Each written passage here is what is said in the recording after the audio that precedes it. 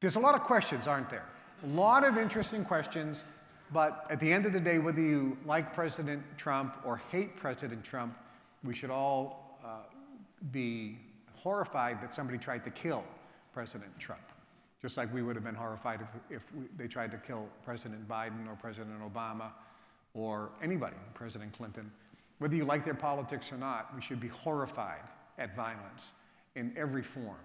This is the Kevin Trudeau Show. I am exposing the corruption in government and in major multinational corporations. We're telling you the things that they don't want you to know that will make your life better. The big news is obviously the terrible assassination attempt of President Trump, former President Trump.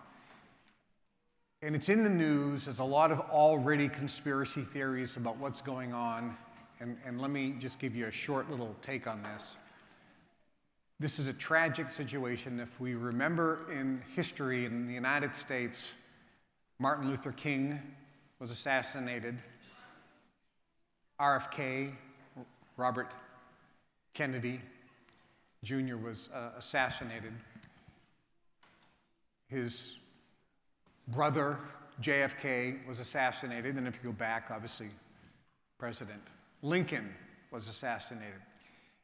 And there was a lot of things learned from these assassinations. When John F. Kennedy was assassinated, a guy allegedly went into the book depository, walked in with a rifle, strolled up, opened up a window, and shot. Maybe there was a second shooter on the grassy knoll. You know, there's a lot of things going on there. But clearly, somebody shot from the book depository.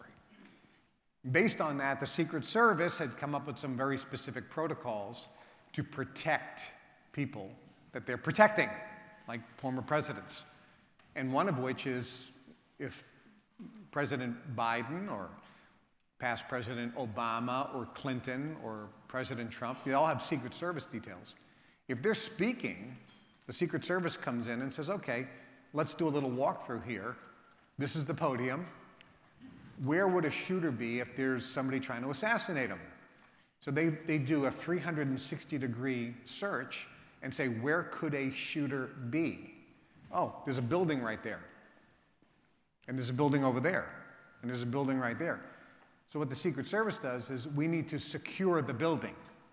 So we have to go in and make sure that nobody can get in or out of the building, and they put people on top of the building on the roofs.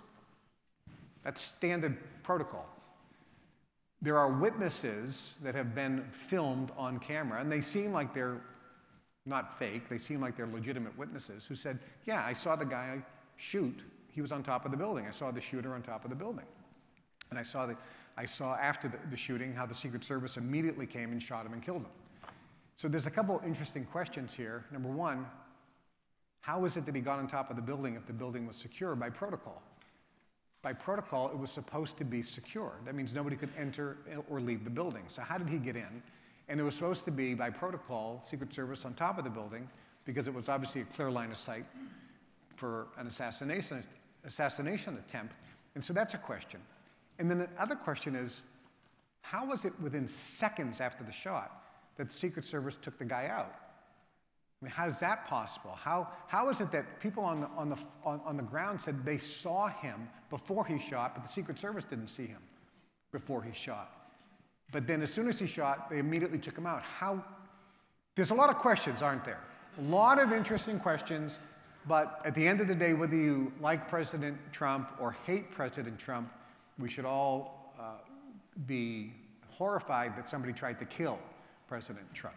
Just like we would have been horrified if they tried to kill President Biden or President Obama or anybody, President Clinton.